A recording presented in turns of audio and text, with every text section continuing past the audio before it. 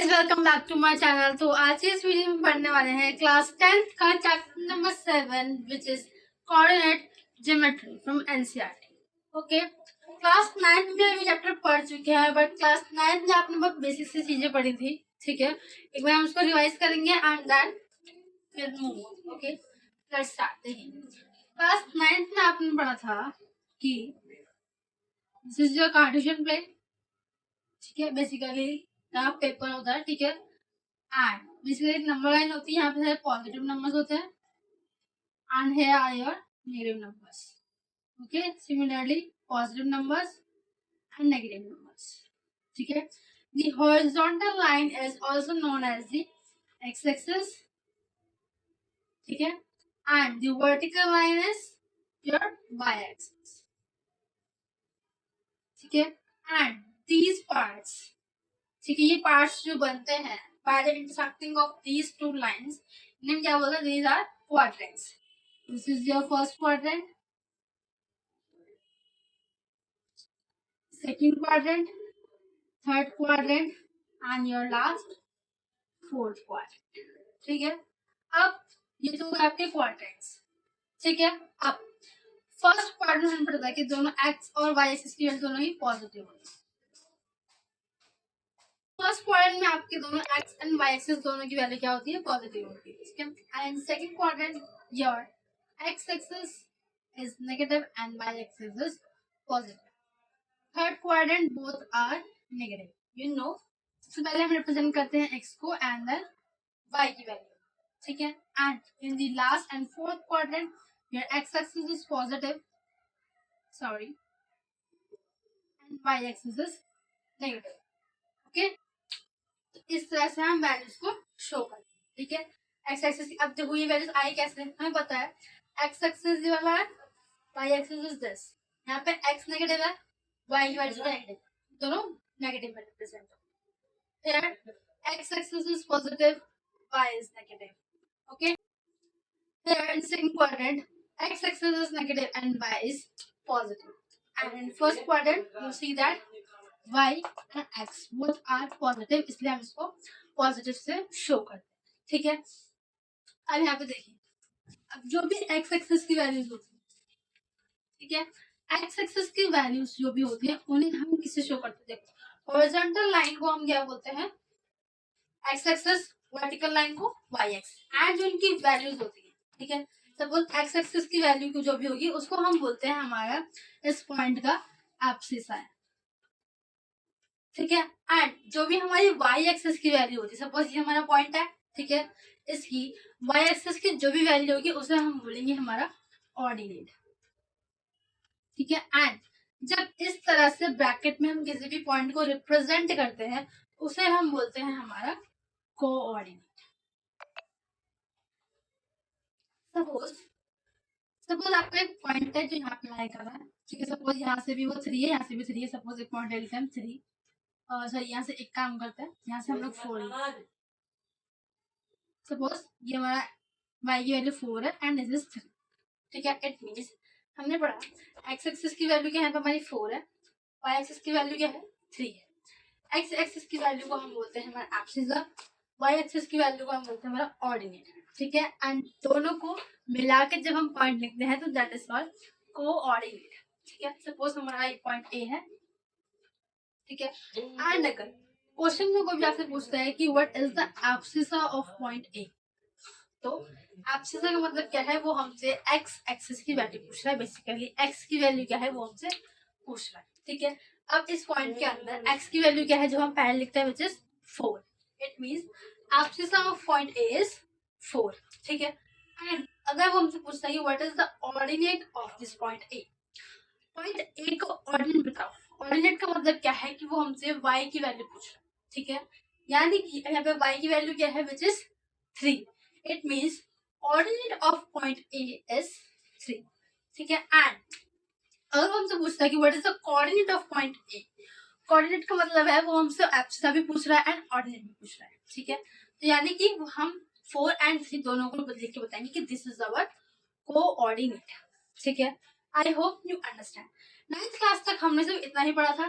ठीक है, कि एक पॉइंट है और सपोज कोई भी एक पॉइंट लाई कर रहा है तो उसको हम कैसे रिप्रेजेंट करते हैं, कौन से क्वाड्रेंट में वो लाई कर रहा है, ठीक है। अब 10th क्लास में हमें क्या पढ़ना है, लेट्स मूव ऑन, ठीक है।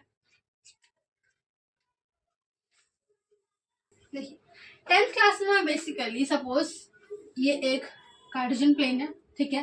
10th क्लास में हमने बात की थी सिर्फ एक पॉइंट की, बट अब इसमें हमें बोल रहा है सपोज कोई पर्सन यहाँ है एंड सेकंड पर्सन यहाँ है, ठीक है। तो इन दोनों पर्सन के बीच में डिस्टेंस क्या होगी। सपोज हमने एक लाइन ड्रॉ कर देते हैं, ठीक है। सपोज ये एक पॉइंट ए है एंड ये पॉइंट बी है, ठीक है। तो इन दोनों के बीच का डिस्टेंस क्या होगा, ठीक है, ये आपको पढ़ना है। अब डिस्टेंस कैसे निकालेंगे, हमें पता है ए पॉइंट का भी कुछ ना कुछ कोऑर्डिनेट होगा एंड बी पॉइंट का भी कुछ ना कुछ कोऑर्डिनेट होगा, ठीक है।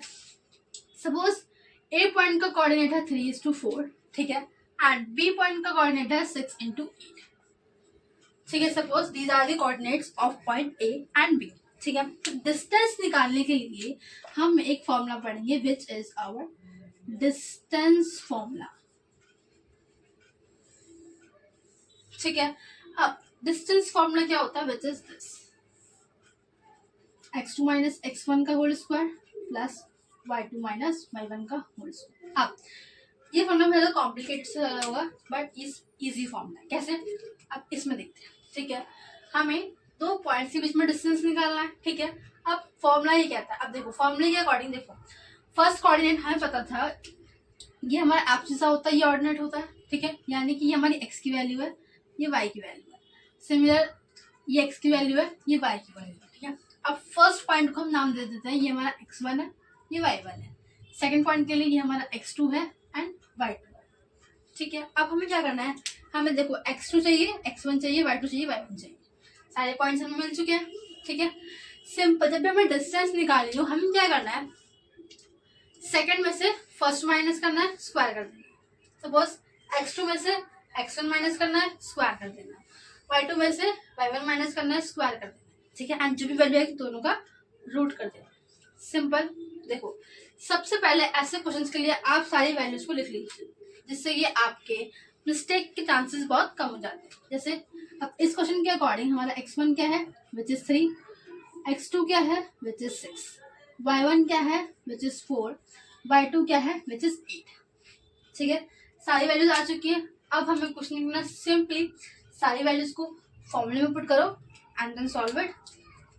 देखो फॉर्मूला क्या था हमारा, हमें x2 में से x1 माइनस करना है, स्क्वायर कर देना है, प्लस करना है, y2 में से y1 माइनस करना है, स्क्वायर कर देना है, and at last under root कर देना है, ठीक है। अब क्या किया, just put the values, x2 is 6 minus x1 is 3, square कर दिया, प्लस में y2 is 8 minus y1 is 4, square कर दिया, ठीक है। देन सिंपली स्क्वायर करेंगे and solve it. I hope you understand the distance formula. Distance फॉर्मूले में क्या था, सिंपली दो पॉइंट आपको गिवन होंगे, ठीक है। दोनों के बीच का हमें डिस्टेंस फाइंड आउट करना होगा, ठीक है। फर्स्ट पॉइंट को हम मान लेंगे कोऑर्डिनेट्स ऑफ फर्स्ट पॉइंट को x1 y1 and coordinate of second point को x2 y2। Then just write the values in this form and put it in the question in the formula and you will get your answer, okay. I hope you understand, okay. Now let's move on the next part. Next part of this chapter is your section formula. अब देखो next part है आपका section formula,